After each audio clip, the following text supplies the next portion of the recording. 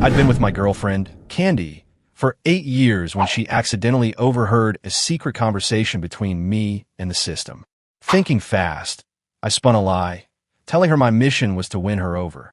From that day forward, Candy started staying out all night, as if she had become a completely different person. She let her friends mock and ridicule me, even forcing me to watch her get intimate with other men. But that so-called mission was just a lie I'd made up on the spot. My true objective was already complete, and I was about to leave this world for good. The day she found out I was leaving, Candy panicked. She searched everywhere for me, begging me not to go. In this reality, I had been in a relationship with Candy for 8 years. Today was my birthday, and the clock on the wall already read 8 p.m., but Candy still wasn't home. Instead, on Facebook, she posted a video of herself with an arm around a man on either side, getting cozy with the handsome guys around her. Even though I knew seeing that should have been enough to make my heart turn to ice, I couldn't stop myself from sending an iMessage asking if she was coming home tonight. Candy quickly started a video call. She angled the phone's camera to pan across everyone in the VIP lounge. I stared at the screen. She and her friends each had their arms around 2 male models, their behavior incredibly intimate. Candy turned the camera back to herself. Her lips, painted a vivid red, curled into a flippant smile as she mouthed 2 words, "Kiss me." Instantly, 2 of the models leaned into the frame and each planted a kiss on her cheek. One of them even made a point to wink at me. "Don't you worry, man. We'll keep her company, so you don't have to." Candy's smile was triumphant. She must have been thrilled to have successfully gotten under my skin. 6 months ago, Candy was the perfect girlfriend everyone praised. Now, people around her just gave me looks of pity. In this world, Candy was a high-powered CEO, and my mission from the system was to help her build a fortune great enough to stand at the pinnacle of society before she met her destined male lead. When we first met, she was just a broke student barely scraping by on financial aid.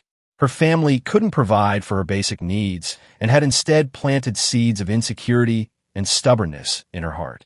Even back then, in that tiny apartment she rented in Brooklyn, I could already envision her future self standing at the very top. Her confession came out of nowhere, and to ensure the mission went smoothly, I had no choice but to become her boyfriend for the time being. Things continued that way until last month, when Candy walked in on me communicating with the system. I had to lie, telling her my mission was to win her over. From that day on, Candy's attitude toward me changed dramatically. She started bringing different men home, frequently, deliberately flaunting their intimacy right in front of me. It would be a lie to say it didn't hurt. After 8 years of being together day in and day out, even someone with a heart of stone would have developed feelings for her. I couldn't understand why she had changed so quickly. Even if she thought my feelings for her were fake, you'd think she could at least grant me a peaceful breakup, considering I helped her get to the top of her career. But no, she had hurt me like this to humiliate me. It made me realize what a colossal mistake it was to get emotionally invested in a mission. Thankfully, I had the presence of mind not to reveal my true mission. Otherwise, who knows what other insane thing she might have done. Staring at the video call from Candy, I struggled to process it all. I hesitantly reminded her, "It's my birthday today." Her reply sent a chill through me. "So what?" I gave a self-deprecating laugh. Like an idiot, I was still hoping she'd come around. I shut off my phone, my eyes landing on the elaborate meal I had prepared. I forced myself to pick up my fork. I'd barely taken a few bites when another iMessage from Candy popped up. "I've been drinking. I can't drive. Come get me." I didn't want to face that room full of flashy boy toys, but thinking about her unreliable friends, I was worried about her safety. From what I knew, Candy was in the middle of closing a major deal. Once that was successful, my mission would finally be complete. I just had to endure a little longer. Maybe Candy was looking forward to me leaving, too. The moment I pushed the door open, the stench of smoke and liquor nearly knocked me over. You'd have thought they were celebrating Mardi Gras with booze instead of beads. "Hey, look who it is, the husband," someone with sharp eyes yelled as soon as they saw me. The announcement was followed by a burst of loud laughter from the group, laced with a kind of mocking banter I couldn't quite place. This crowd got on my nerves. They were Candy's fair-weather friends, the kind who only got together to kiss up to her. I had no idea what she saw in them. At first, they used to be polite to me, but now that they knew there was a wedge between Candy and me, they'd started using me as the butt of their jokes. "Her man is so open-minded," one of them sneered. "Look at Candy, surrounded by all these handsome gentlemen, and you don't even seem the least bit jealous. Of course I was angry, but showing it would only give Candy the satisfaction of seeing me squirm, so I kept my expression neutral. The lounge was dark, and I couldn't make out Candy's expression clearly, but I caught the corner of her mouth twisting into a cold smirk. She had told me to come get her, but this party showed no signs of winding down. With nowhere to sit, I was forced to stand off to the side, enduring the mocking and teasing stares that washed over me. Did Candy really call me here just to humiliate me in public? I couldn't take this pointless frustration anymore, so I asked her, "When are you planning on going home?" Even with the music blasting, Candy glanced sideways at me. She'd clearly heard me, but deliberately turned to talk to someone else, leaving me hanging. At this point, I could have screamed in her ear and she would have pretended not to hear. So I just grabbed the karaoke microphone, making sure my voice would carry across the entire room. "If you're not leaving now, then I'm going." My outburst stunned the room into a brief silence before someone broke it. "What's the rush? It's still early. A little waiting won't kill you." A chorus of agreement followed, and the focus shifted back to me. He's got a real temper lately. No wonder Candy's not interested anymore. Don't be a buzzkill. The party's just getting started. After letting them mock me to her satisfaction, Candy finally spoke up slowly. "You're so boring. What fun would I have going home with you?" Her words were loaded, and the crowd erupted in laughter again. One of the boy toys beside Candy wrapped his arms around her obediently, playing with her fingers. "He's not as fun as me, right, babe?" he cooed. Candy let him caress her, but her icy gaze was fixed on me, as if she was savoring my discomfort. I tried my best to look unfazed, but my eyes kept drifting to the model holding Candy in his arms. I felt like all my years of devotion had been for nothing, thrown away in exchange for Candy's endless humiliation. I quietly reminded myself that the mission was almost over. Soon, I'd be able to leave this place. Amid the jeers, a drunken voice piped up. "If Candy think her man is so boring, why not let me borrow him for a couple of days for some fun?" The woman's words plunged the room into a dead silence. Everyone watched Candy, waiting for her reaction. In their eyes, even if I'd fallen out of favor, I was still her property. But I wasn't an object to be passed around. I glared at the drunk woman as she staggered toward me. Suddenly, a figure stepped between us. Candy's voice, cold as ice, cut through the air. "He's mine. How I treat him is my business. It's not your place to mess with him." Her shout was followed by the sharp crack of shattering glass. "Get out." I froze. The drunk woman stood there, a trickle of blood running down her forehead, her expression utterly bewildered. She was sober now. After Candy's outburst, the room was deathly quiet. No one dared to speak. For a second, I had the strange feeling that things between us were back to the way they used to be, that she was still my caring, considerate girlfriend. Her mood for partying ruined. Candy grabbed my hand and pulled my stunned self out of there. If she was so sick of me, why did she just offend me? "What are you staring at? That into me?" she teased, catching me staring. The tension between us seemed to ease a little. "Candy, if you don't have feelings for me anymore, I'll move out tomorrow. I won't be a bother." Maybe I was reading too much into it. Her outburst was probably just because her friend had embarrassed her, not because she was protecting me. Hearing my words, Candy's brow furrowed and her grip on my hand tightened. "Don't even think about it." She threw out those 5 words, leaving no room for argument. I thought my suggestion was best for both of us, so why would she disagree? After a few more steps, she stopped as if a thought had just struck her, and she moved closer to me. "You stayed with me this long just to complete your mission, right? And now you're ready to give up on that mission? Are you hiding something else from me?" My heart leaped into my throat. Had she figured something out? Well, I didn't answer. She kept guessing. "Don't tell me you're just playing hard to get." Hearing that, I breathed a silent sigh of relief.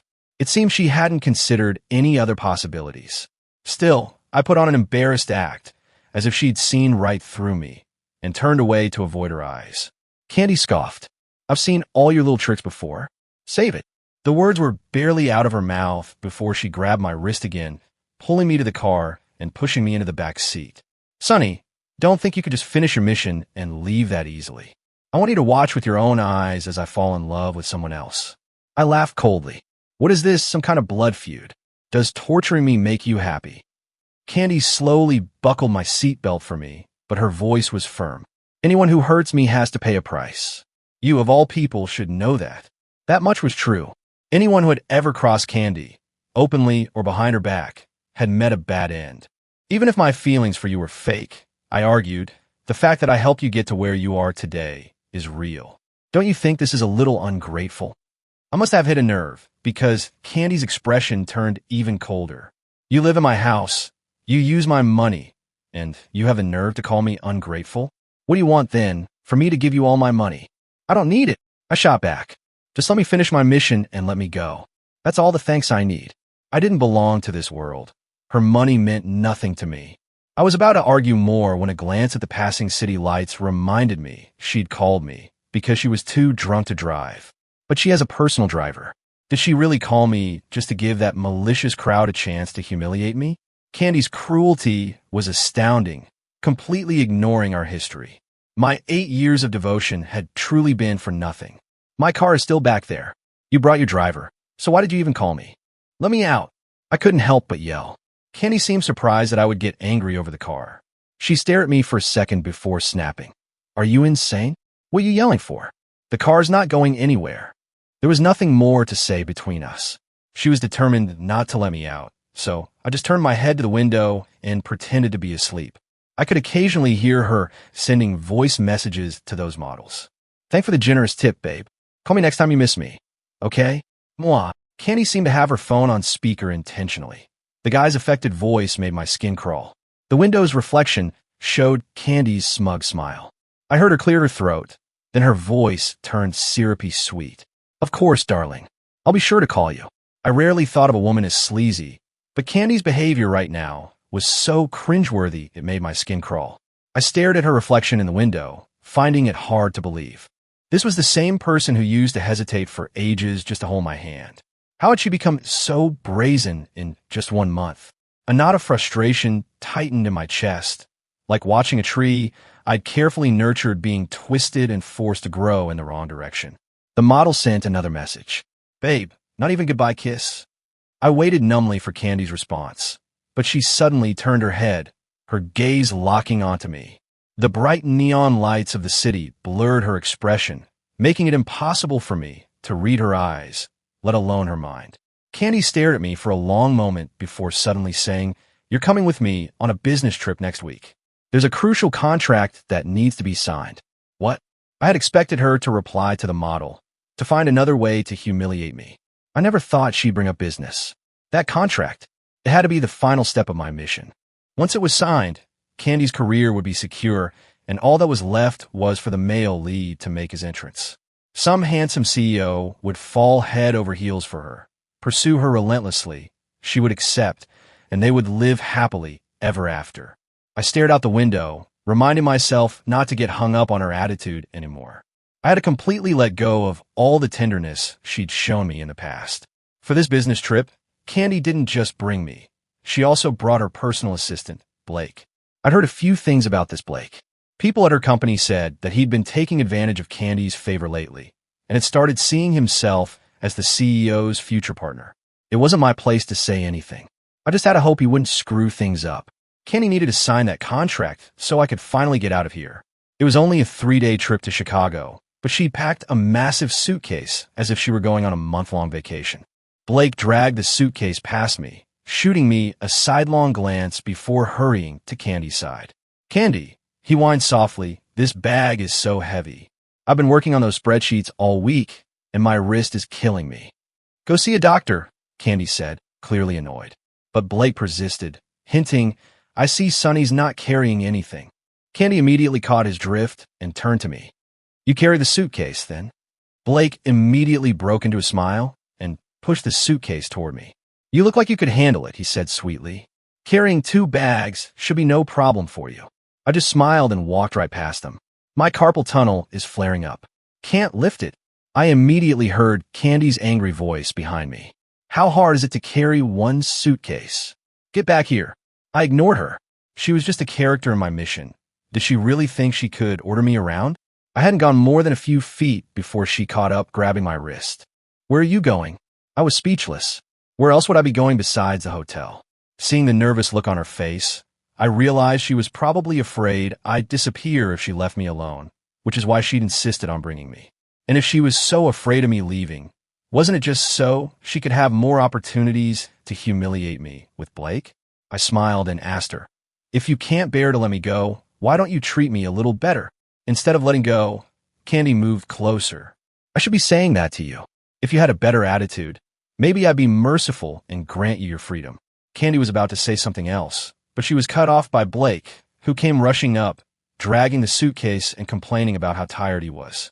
In the end, I was the one who had to carry the bag. Then Blake managed to twist his ankle on the way down the stairs and insisted that he needed Candy to help him walk.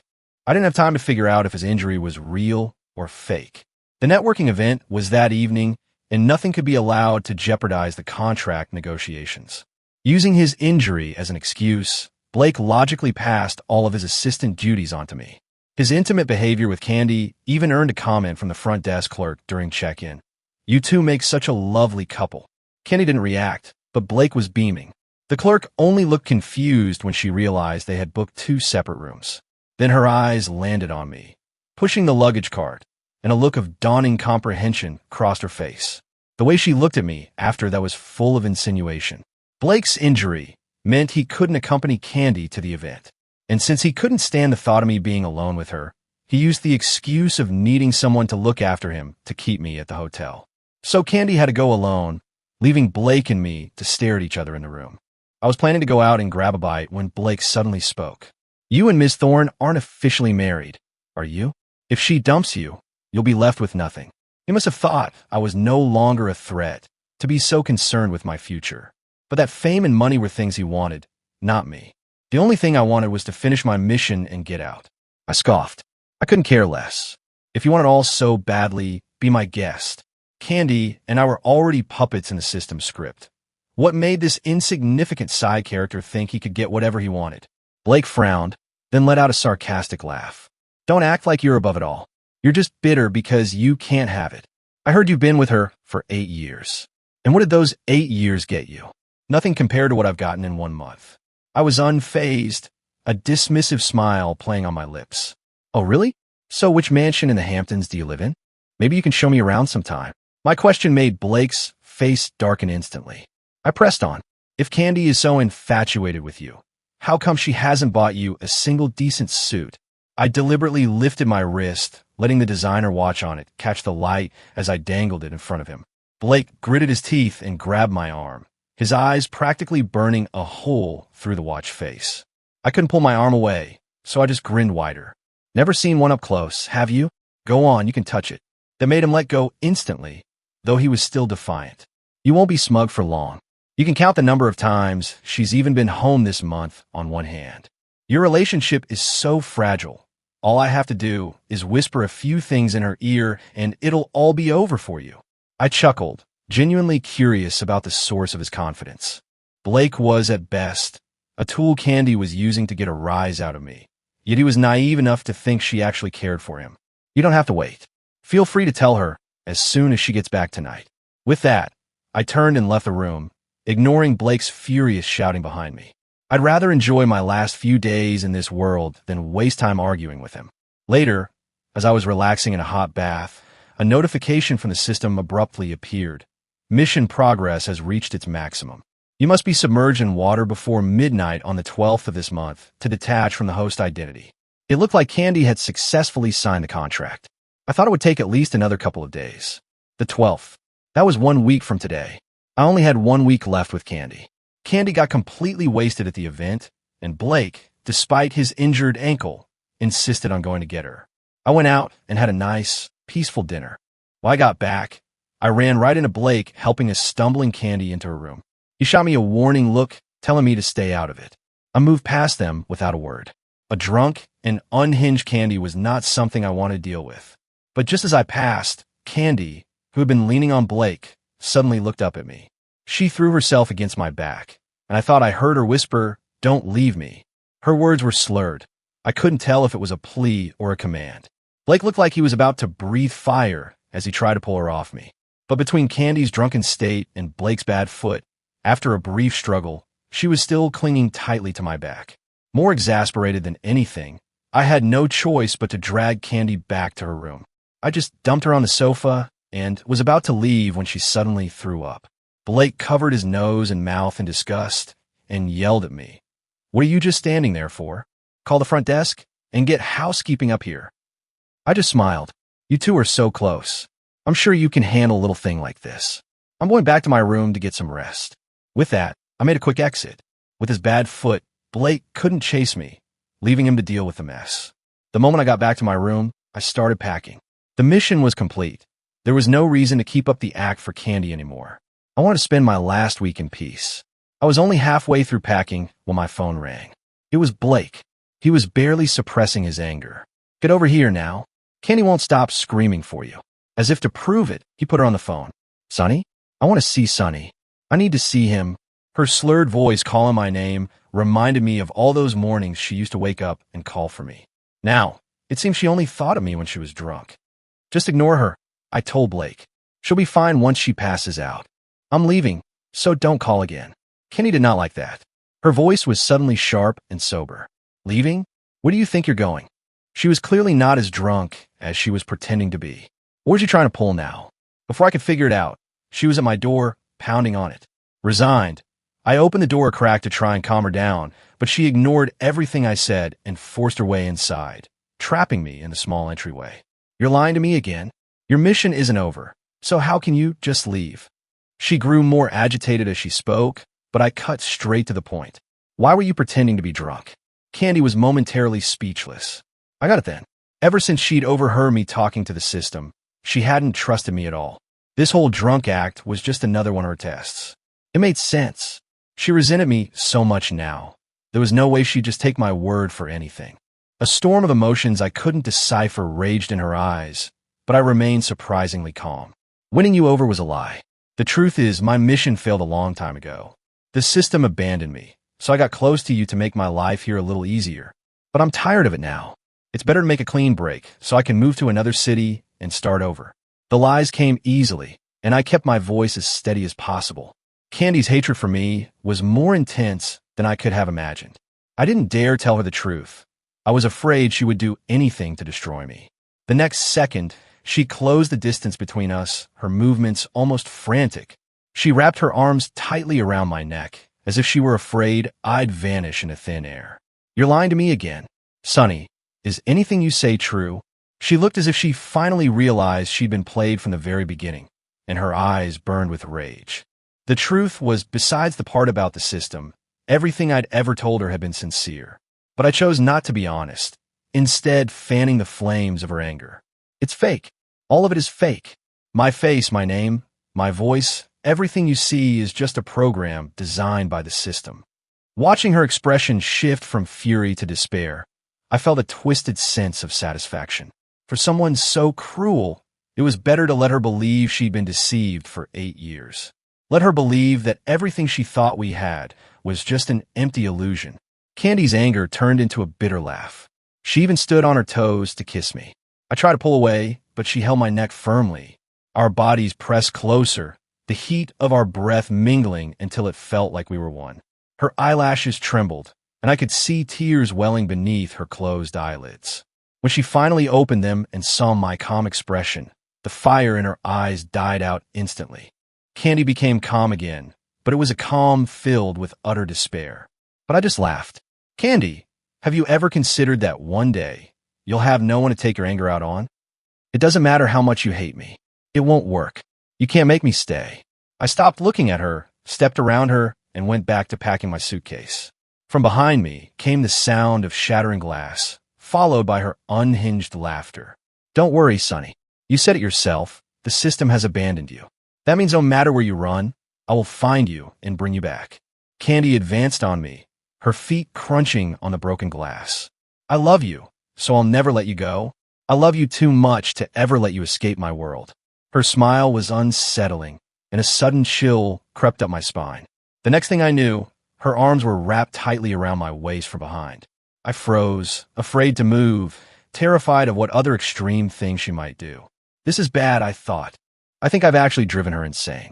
For the first time in a month, Candy and I slept in the same bed. To my surprise, she didn't have another breakdown. Once we were in bed, the night was unnervingly peaceful. I tried several times to remove the hand she placed on my waist, but it was no use.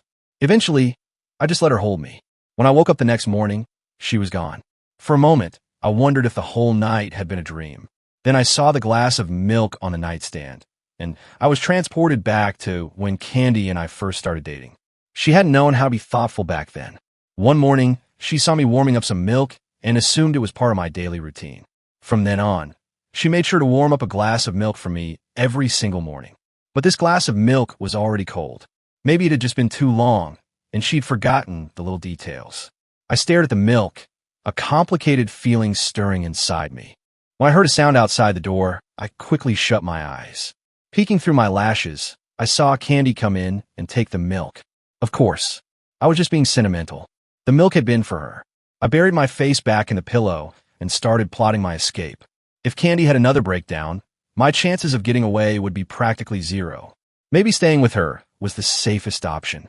As I was mulling it over, Candy's soft voice sounded beside my ear. "Are you awake?" I turned my head to see her gently placing a warm glass on the nightstand. The light from the window behind her obscured her face, but I could sense the softness in her eyes and the smile on her lips. She looked just like the woman I remembered from all those years ago. I asked her if she had warmed the milk. "Twice," she said. I asked why she didn't just wait for me to wake up to warm it. She said casually that she wanted it to be the perfect temperature for me the moment I opened my eyes. I found it harder and harder to understand her. "Do you even remember how you've been acting these past few days? You let Blake dump all the luggage on me. You let your friends mock me at that club. So what's this new act? Did you figure out I can't leave and decide to try a new game?" I sat up in bed to confront her. I'm taller than she is, and from this angle, looking down at her, her eyes seemed almost innocent. She had become so unpredictable. I could only assume the worst. Was she trying to weave some kind of gentle trap, waiting for me to fall for it, so she could humiliate me all over again? Candy's only reply was a simple, "I'm sorry." I was about to press her further when the doorbell rang, cutting me off. Candy went to get the door. I sat on the edge of the bed, trying and failing to understand her motives. A commotion erupted from the doorway, and worried that Candy might lose control again, I rushed out to see what was happening. Blake was there, yelling and waving his arms wildly while Candy watched him with a cold expression. The moment Blake saw me, he lunged. "What did you do to her? Did you put a spell on her? Why is she suddenly firing me?" I was stunned by his frenzy. Before I could even react, Candy shoved him away from me. "What does firing you have to do with Sonny? What is wrong with you? Apologize now." Blake stared at her in disbelief. "What did he do to you? You want me to apologize to him? You bitch. You're the one who played with my feelings. You should be apologizing to me." His words were like daggers aimed right at Candy. But she just replied calmly, "When did I ever play with your feelings? You knew I had a boyfriend, but you still threw yourself at me. You know perfectly well who's the pathetic one here." Blake stared at her for a second, then burst into manic laughter. "I'm pathetic. Fine. So I was just a toy for you two to flirt with, is that it? Candy, believe me, he's playing you just as easily as you played me." Blake's smile vanished as he stared straight at her. Candy's face was a blank mask. "Whatever," she said coldly. "Fine. I'll be waiting to hear how it all works out for you. Good luck," Blake said sarcastically. When Candy still didn't react, he turned and stormed off. She acted as if she hadn't heard a word of his taunts. Instead, she turned to me and asked if there was anywhere I wanted to go to clear my head. All I could think about was getting away from her, so I certainly didn't want to go anywhere with her. "No, thanks," I said flatly. "I want to go home." "Okay," she said, not pushing it. "Then we'll go home." She immediately arranged for our flight back to New York. On the journey home, her meticulous attention to me sent a strange chill down my spine. It felt as if she were watching my every subtle expression. For the next few days, work at her company seemed to be slow. Candy spent most of her time working from home, but I couldn't shake the feeling that she was only doing it to keep an eye on me. After dinner one night, Candy suddenly announced she wanted to throw me a proper birthday party. I laughed bitterly to myself. I'd probably die of exhaustion trying to navigate her unpredictable moods before the party even happened. I watched her for a moment, judging her to be in a relatively stable mood, and decided to try asking to leave again. I hadn't even finished my sentence before the atmosphere turned icy. I saw her hand tighten around her glass, and, fearing another breakdown, I quickly changed the subject. "The weather's nice today. Maybe we could go for a walk. But she didn't take the bait. I could feel her struggling to keep her emotions in check. Why are you so desperate to leave me? Where is it you want to go? She demanded. I expected her to threaten me, to forbid me from leaving, but instead, she tucked a strand of hair behind her ear and her voice softened. I know I was wrong. I'll change. Can you just give me some time? Please, just give me one more chance. Don't leave me, okay? The pleading in her voice was so thick I couldn't help but look away. I was skeptical. Did she really understand what she'd done wrong? Or was this just a new form of torture? I thought back to that night in the hotel, to the defiant look in her eyes as she stood on the broken glass. It was clear then that she was fixated on my betrayal. Back then, all she wanted was revenge. How could her attitude have changed so completely in just a few days? But it didn't really matter whether she was being sincere or not. Whether she was good or bad, it had nothing to do with me anymore. Fina, you can throw me that birthday party. How about the 11th? The forecast says it'll be a clear day. If she was so set on celebrating my birthday, I might as well let her. At least it would keep her stable for now. She agreed without a moment's hesitation.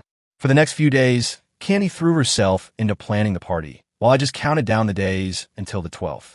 On the 11th, she took me to a venue that looked like it was set up for a wedding. The decorations weren't extravagant, but the open-air rooftop setting had a naturally romantic feel. 8 years ago, I would have been deeply moved. Now I was just waiting for the other shoe to drop. The place was already crowded with her business partners, employees, and friends. I even saw a few of the women from the club that night. They came over to apologize the moment they saw me. Sonny, we're so sorry. We were completely out of line that day. It was all our fault. We have such big mouths. Please forgive us. They even made a show of lightly slapping their own cheeks. For people like them, hurting others and debasing themselves came with equal ease. The only one missing was the woman who had made the worst comment. Candy probably thought she'd be a downer and didn't invite her. A few strangers came up to introduce themselves, clearly trying to use me to get an introduction to Candy. This is quite the birthday party. Ms. Thorne really spares no expense. That's for sure. I'd heard rumors that she and her boyfriend were on the rocks, but I guess this is her way of setting the record straight. Who knows what's going on with them? All I know is we got the afternoon off. Candy said she had to go get something ready, so I found a quiet corner and listened to the chatter around me. Suddenly, music started to play, and a group of musicians walked toward me, surrounding me in the center of the crowd. I was at a complete loss for what to do. After they finished the piece, the musicians parted, revealing Candy standing behind them. She had changed into a long white dress, the same style she'd worn the day we first met. What was she planning now? Did she really think changing her dress would let us go back in time? While I was still trying to figure it out, Candy pulled out a small box, the kind whose contents are unmistakable, and the crowd cheered. In the evening light, her eyes seemed exceptionally sincere. She opened the box to reveal a pair of dazzling rings. In a voice only I could hear, she whispered, "Let's start over. I'll forget all of your lies, and you can forget all the mistakes I've made recently. I was just so scared of losing you that I hurt you to hide how weak I felt. I'm so sorry. Hiding weakness by hurting someone?" Listening to the cheers of the crowd, I felt completely lost. I didn't want to accept the ring, but I couldn't bear to see her humiliated in front of all these people. So I made my decision. I would lie to her one last time. When Candy saw me nod, she threw herself into my arms. At that moment, fireworks lit up the sky, and she whispered in my ear, "I'll be so good to you. So much better than I ever was before." I didn't answer. I just glanced at my watch. It was less than 6 hours until midnight on the 12th. For the rest of the night, Candy was giddy with excitement, chattering on and on about her future plans. "I'm getting tired," I said, cutting her off. "I think I'm going to turn in." A flicker of surprise crossed her face, but she quickly recovered and said softly, "Okay." I went and warmed up 2 glasses of milk, handing one to her. She took it obediently and had a few sips before launching back into her excited planning. But she didn't get far before she started to feel drowsy and drifted off to sleep. I had secretly put a sleeping pill in her milk. I carried her to the bedroom, laid her on the bed, and pulled the covers over her before heading to the bathroom. I filled the bathtub with warm water. All I had to do was lie down in it, and everything would end cleanly and quietly. With an hour to go until midnight, I sat on the edge of the bed, gazing at Candy's face, still so beautiful even in sleep. It felt like we had been through more in the last month than in the previous 8 years. I still couldn't figure out if what Candy felt for me was love or hate. I thought back on all our little moments together, the countless small but unforgettable memories we'd made over 8 years. I had once allowed myself to dream of spending the rest of my life with her, but reality always brought me crashing back down. Our relationship had been doomed from the start. Seeing that my time was almost up, I stood and walked into the bathroom. I lay down in the tub, forcing myself to relax as the water slowly rose over me. But a second later, a powerful force yanked me out of the water. "What are you doing? You'd rather die than be with me?" Candy screamed, her voice full of rage. I was shocked. I asked her how she was awake. "I didn't drink the milk," she explained, pulling me out of the tub. "Your change of heart was too sudden. I'm sorry, but I just couldn't trust you." She tried to pull me toward the bed, but I resisted. I sighed. It was time to tell her the truth. "Candy, I've been lying to you ever since you found out about the system. My only mission was to help you with your career. That contract you signed last week was the final step. My mission is complete, and today is the day I have to go back. Whether you love me or hate me, please, just let me go. I don't belong here." Candy stared at me, stunned into silence for a long moment before she exploded. "No, you're lying to me again. I don't care what your reason is. I won't let you go." Ignoring the fact that I was soaking wet, she threw her arms around me, holding me tight. I glanced at the clock, starting to get anxious. "Candy, look at me." I pushed her away firmly, trying to get her to calm down. If I really wanted to kill myself, why would I bother making up another lie? You believe me, don't you? I'm not listening. "Stop talking." She cut me off, and I saw that she was crying. Her tears felt like they were striking my own heart, but I had to keep going. Even if you don't accept it, and even if you're the main character of this story, you can't change the system's rules. Go drink that milk. Get some sleep. When you wake up, you'll meet the man you're supposed to be with. Candy stared blankly for a second before her voice turned pleading. She grabbed my hand. "What man I'm supposed to be with? I only want you. Please, just tell me what I have to do to make you stay." She wrapped her arms around my waist again, her voice choked with sobs. "Why don't I understand what you're saying? Why? After everything I've done to keep you here, are you still leaving?" I was worried about whether my departure would go smoothly, but I couldn't help but feel a pang of sympathy for her. But no one could change the system's rules that had been made clear to me when I first joined the Story Navigation Administration. Suddenly, Candy looked up at me, her eyes filled with despair. "Did you put sleeping pills in something else? Why do I feel so sleepy?" I shook my head, then it dawned on me. It's the system. It's initiating the departure sequence. I could feel her arms around me growing weaker, but she still stubbornly held on. I gently pushed her away and saw huge tears streaming down her face. I didn't have time to wonder if they were tears of anger or something else. Finally, I sank beneath the water. The reason for her tears would forever remain a mystery to me. The mission was a success. Subsequent assignments in other worlds slowly caused the memory of Candy to fade. Occasionally, something would trigger a fleeting memory of our time together, but the feelings attached to them had grown dull. 8 years seemed to mean nothing. Then one day, I overheard some colleagues complaining about a difficult assignment. Several agents had already tried and failed, and if it dragged on any longer, the entire storyline was in danger of going off the rails. I'd never heard of a mission that difficult before. I offer a moment of silent sympathy for the agents who had failed. The penalties for failure were steep.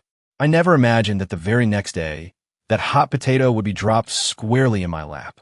This mission is unusual, and time is of the essence, but I'm confident that with your skills, you can pull it off, the system said. And what's in it for me? Of course, when you return safely, you can choose your reward, a long vacation or a hefty bonus, your pick. The system dangled the offer in front of me, pushing a file across the desk. The moment I opened it, a name leaped out at me, Candy Thorne, a name that had lain dormant in the deepest corners of my memory, suddenly and unexpectedly reawakened. Candy's resistance to the male lead had brought the entire plot to a standstill. The story was deadlocked. Time is short. You need to go now. Before I could even refuse, the system pushed me back into her world. Fine, Candy. It looks like I'll have to handle you myself. The day Sunny left, I moved out of that house. Every night, I'd wake up with a start, the same dream replaying in my mind. Sunny, lifeless in the bathtub. The image was a nightmare that I couldn't shake. I've asked myself 1,000 times, when did we start to drift apart? Was it when I accidentally overheard him talking to that mysterious system? Or was it because I was so afraid of losing him that I did such extreme things and hurt him too deeply? Or was it when I realized I couldn't live without him and decided to trap him by my side? But no matter how I looked at it, none of it explained why he had to leave. It's only now that I think I finally understand what he said. The system wanted him to leave, and there was nothing I could do to fight it. I could only watch him disappear. But I still don't understand. Why did the system send him to me in the first place? When I was failing, when I was being hit with scorn and ridicule from all sides, Sunny was the only warmth in my life. How am I supposed to fall in love with some so-called destined man after that? He gently accepted my volatile, extreme temper. No matter what, he never left my side. I was naive enough to believe he was a gift sent to me by fate, only to be told now that everything about him was an illusion. How much it was real? Did he ever love me at all? Ever since I learned about the system, these questions have haunted me day and night. I'm not looking for a definitive answer. I'm just searching through my fragmented memories, looking for any proof that his love for me was real. It wasn't until Sunny disappeared from my world completely that I finally understood. How could anyone have been so gentle with me for no reason? Whatever his original purpose was, the time we spent together couldn't have been fake. It's just that back then I couldn't accept that he had to leave, so I tried to hold on to him by pushing him away, and in the end we both got hurt. Looking back on it now, all the absurd things I did to try and make him stay seem laughably childish. Before he left, Sunny said I would meet my true male lead in the future. And for a while now, there's been a man who keeps showing up around me. He keeps changing his personality, his backstory, trying every trick in the book to get close to me. Whose plan is this? Who is on some strange new mission now? He said we couldn't fight the system. If the system can control my life, why doesn't it just write a program to make me fall in love with this guy? Why go to all the trouble of sending all these different suitors? It's giving me a headache. The day a heavy rainstorm hit the city, a man suddenly appeared in front of me, asking if I wanted to buy an umbrella. I couldn't help but laugh, and my thoughts immediately went to Sunny. The first time we met, he had asked me if I needed an investor. In that moment, the two completely different faces began to merge in my mind's eye. I knew, with a certainty I couldn't explain, that the man selling umbrellas in front of me was Sunny. He had told me his face, his name, his voice, all of it could be a disguise. But his soul, that had to be real.